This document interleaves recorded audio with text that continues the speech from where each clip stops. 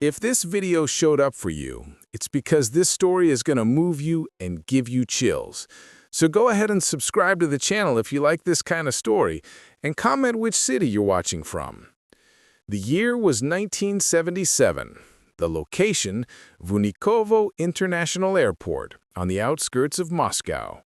The air was thick with the smell of kerosene and damp wool, and a cold gray drizzle fell relentlessly against the tarmac. Amidst the chaos of travelers rushing to their gates, a man named Igor stood paralyzed at the check-in counter. His heart was hammering against his ribs, louder than the roar of the jet engines outside. Beside him sat Palma, a beautiful German shepherd with eyes full of absolute, unwavering trust. Igor was moving away for a new job, a new life. But the woman behind the counter shook her head, her face stern and unyielding. The veterinary certificate. It was missing a stamp. Just one stamp. She cannot fly, the woman said coldly, handing back the ticket. Igor pleaded, his voice cracking, looking at his watch. The flight was boarding. He had minutes to decide his future. He looked down at Palma. She nudged his hand with her wet nose, sensing his distress, offering comfort. But she had no idea that she was the problem. Desperation makes people do terrible things.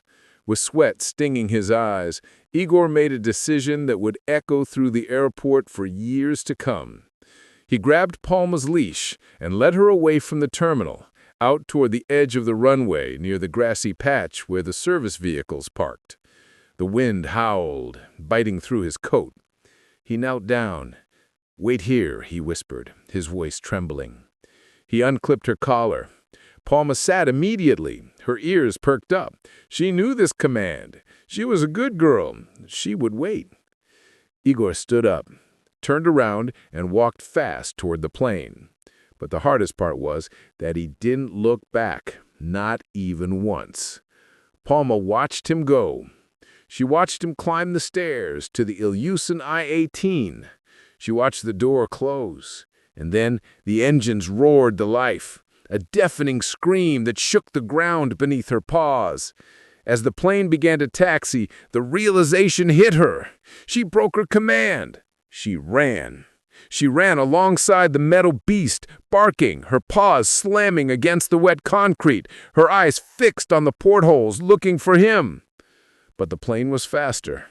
It lifted off, disappearing into the low, gray clouds.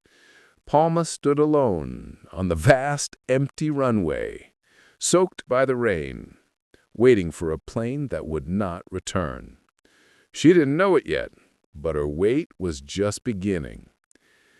Days turned into weeks. Palma didn't leave. She made a home under a construction trailer near the runway. Every time an I-18 landed, specifically that model, for she had memorized the sound of its engines, she would sprint to the landing strip, tail wagging, searching the faces of disembarking passengers. The airport staff tried to chase her away, but she was fast and ghostly. She became a problem, a disruption. But to one person, she was about to become a lifeline. Enter Kolya, a 9-year-old boy with eyes that looked too old for his face. Kolya had just lost his mother. His father, Lazarev, was a pilot at the airport, a man who knew how to fly planes, but he didn't know how to navigate the grief of his son. Lazarev brought the boy to work because there was no one else to watch him, leaving Kolya alone in the terminal for hours. Kolya sat by the window, watching the rain, feeling a hollowness in his chest that nothing could fill. That's when he saw her, a dog, alone on the runway, staring at the sky. He saw the way she flinched when the thunder rolled. He saw the way she scanned the crowd, looking for someone who wasn't there. In that dog's eyes, Kolya saw a mirror of his own soul. They were both waiting for someone who was never coming back. One afternoon, risking the security guards, Kolya sneaked out near the hangars. He approached slowly. Palma growled low in her throat, guarding her broken heart. But Kolya didn't back away. He sat down on the wet grass 10 feet away and just waited. He didn't try to touch her, he just shared the silence with her. And in that silence, a bond began to form that was stronger than steel. Lazarev, the father, watched from the cockpit of his parked plane. He saw his son, who hadn't smiled in months, sharing a sandwich with the wild dog. He wanted to be angry. He wanted to tell Kolya to stay away from the wild dog. But when he saw Kolya wrap his small arms around the dog's neck and saw the dog lean her head against the boy's chest, the pilot's words died in his throat. He realized his son had found the one thing he couldn't give him: understanding. But he knew something Kolya didn't. The airport authorities were planning to call the dog catchers. Palma's days were numbered. The red van arrived at dawn. It was an ugly, rusted vehicle that smelled of bleach and fear. The dog catchers moved with efficient cruelty, carrying nets and tranquilizer darts. They had their orders: clear the runway, no exceptions. Kolya saw them first. He didn't think, he just reacted. He sprinted across the tarmac, his small legs pumping furiously, screaming Palma's name. As the men cornered the shepherd near the landing gear of a parked cargo plane, Kolya threw himself in front of her. He spread his arms wide, a small human shield against the bureaucracy of adults. "You can't take her!" he sobbed, his voice raw. Palma stood behind him, baring her teeth, ready to tear apart anyone who touched the boy. The standoff drew a crowd. And then Lazarev stepped in. Still in his pilot's uniform, he commanded authority. "Touch the boy or the dog," he told the catchers, his voice low and dangerous, "and you'll have to answer to me." The men hesitated. They retreated. But Lazarev knew this was a temporary victory. Next time, they wouldn't ask. He realized he needed help. He needed the world to see what Kolya saw. That night, Lazarev sat at his kitchen table, the ash from his cigarette growing long, and wrote a letter to Komsomolskaya Pravda, the biggest newspaper in the country. He wrote about the dog who waited. He wrote about loyalty in a time when people threw each other away like old tickets. He didn't know if anyone would read it, but they did. The article, titled "The Waiting Room," exploded. Overnight, Palma wasn't just a stray, she was a national symbol. Sacks of mail arrived at the airport, addressed simply "The Dog, Moscow." People sent sausages, money, and drawings. Travelers started looking for her, snapping photos, trying to pet the famous dog. But fame is a cruel thing to a creature that only wants one specific soul. While the world fell in love with her, Palma began to fade. She stopped chasing the planes. She stopped eating the treats strangers threw at her. She lay by the construction trailer, her head on her paws, her eyes dull and glazed. The vet shook his head as he examined her. "It's not a virus," he told Lazarev, looking at the ribcage showing through her fur. "She's giving up. She's dying of a broken heart." Kolya tried everything.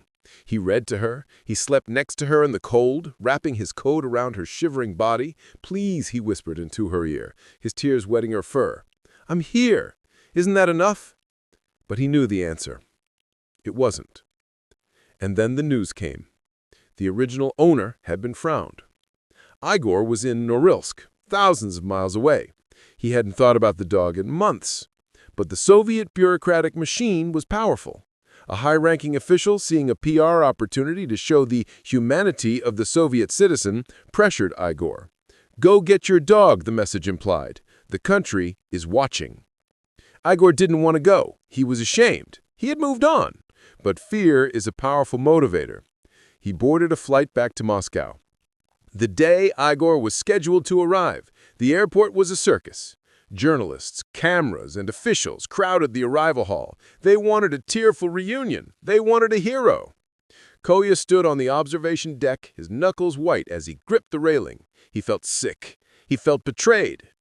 "If he takes her, I will never forgive you," Kolya told his father, his voice trembling with a rage too big for a child. Lazarev put a hand on his son's shoulder, but he said nothing.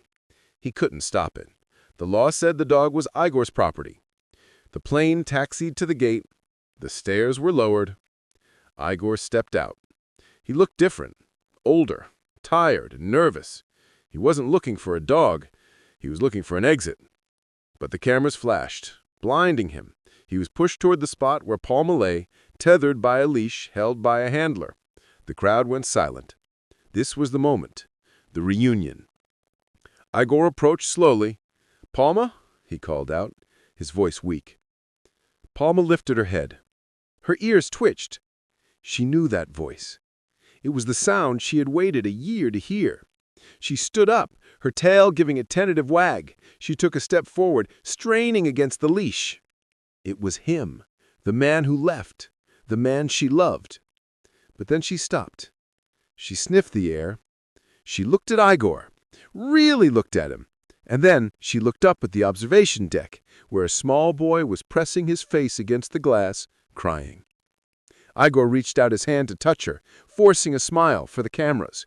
"Good girl," he said. But his hand was shaking. He didn't love her. He was just embarrassed. And dogs, unlike humans, cannot lie. Palma didn't bite him. She didn't growl. She simply obeyed, because that is what good dogs do. When Igor pulled the leash, she followed, her head hanging low, her tail tucked between her legs. She was a shell of the animal she had been moments before. The crowd cheered, blindingly unaware of the tragedy unfolding before them. They saw a happy ending. Kolya saw a kidnapping. He broke free from his father's grip. He ran to the glass partition, slamming his small fists against it. "She doesn't want to go," he screamed, his breath fogging the glass. "Look at her! She doesn't love you anymore!" But the soundproofing was too thick. Igor didn't hear him, or maybe he chose not to. He led Palma up the metal stairs of the aisle 18, the very same metal beast that had taken him away a year ago.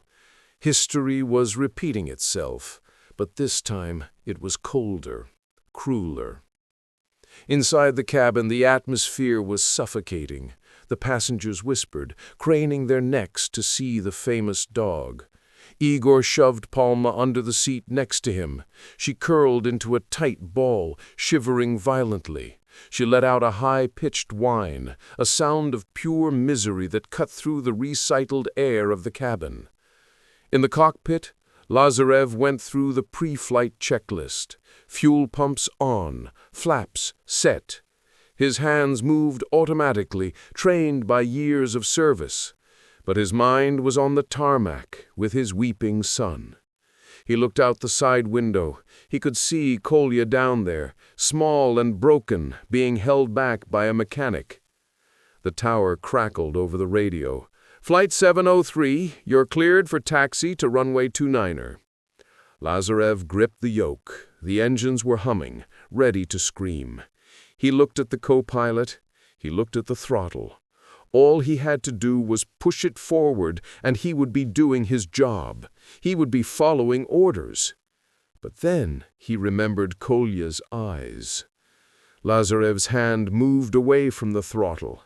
He reached up and flipped a switch. The engines began to spool down.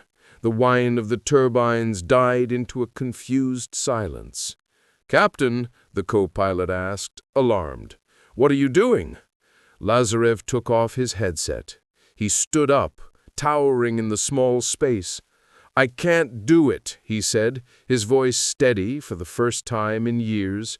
"Tell the tower we are not going anywhere." He opened the cockpit door and stepped into the cabin. The silence was thick. The minister, seated in the first row, turned purple with rage. "Lazarev, what is the meaning of this? Get this plane in the air." "This plane isn't flying," Lazarev announced, his voice booming through the quiet cabin. "Not with a stolen passenger." "It's his dog," the minister shouted, pointing at Igor. "He has the papers." "Actually," a voice cut in. It was gentle, but sharp as a razor. An air hostess stepped forward. She was a young woman who had watched Palma from the terminal window for months. She had seen the boy and the dog sharing sandwiches in the rain. She stood in the aisle, blocking the path, her arms crossed. "According to Soviet Aviation Regulation 14B," she said, reciting a rule that everyone usually ignored, "no animal may travel without a valid health certificate issued within the last 24 hours. She looked directly at Igor. "Show me the new stamp." Igor froze. He had the old papers, the expired ones. I am the owner," Igor stammered. "I don't care who you are," the hostess said, her eyes flashing fire. "Without that stamp, this dog is a biohazard risk. She gets off the plane now." It was a lie, or at least a technicality weaponized for justice. The cabin went deadly silent. All eyes turned to Igor. Igor looked down at Palma. She was pressing herself against the floor, trying to disappear. He looked at the angry minister. He looked at the defiant pilot. And then he looked out the window. He saw the boy. For the first time, Igor truly saw the situation. He realized that he was holding on to a ghost. Palma didn't wait for him. She waited for the love he used to represent. But that love had transferred. It had found a new vessel. Igor felt a heavy weight lift off his shoulders. He wasn't the hero of this story. He was just the man who opened the door. "She doesn't have the papers," Igor said quietly. He bent down. His hands were shaking, but this time with relief. He unclipped the leash. "Go," he whispered. Palma didn't hesitate. She didn't look back at him. She scrambled out from under the seat, her claws clicking frantically on the aisle floor. She bolted past the hostess, past the stunned minister, and threw herself out the open cabin door. She flew down the stairs, a streak of brown and black fur. Kolya was still crying on the tarmac, his face buried in his hands. He didn't see her coming. He only felt the impact. A distinct, joyful bark shattered the air. Kolya looked up just as 80 pounds of unconditional love slammed into him. They fell onto the wet concrete together. Palma licked his tears, his face, his hands, whining with a joy so pure it felt like it could power the city lights. Kolya buried his face in her neck, sobbing, but these were different tears. He held on tight, and he knew, deep in his bones, that he would never have to let go again. From the top of the stairs, Lazarev watched. He saw his son smile, a real smile, for the first time since his mother died. The pilot felt a tear slide down his own rough cheek. He looked at the hostess and nodded. "Sometimes," Lazarev murmured, mostly to himself, "you have to break the rules to fix the world." If you're crying right now, you're not alone. Palma lived the rest of her life with Kolya. She never went back to the runway. She didn't need to wait anymore. She had been found.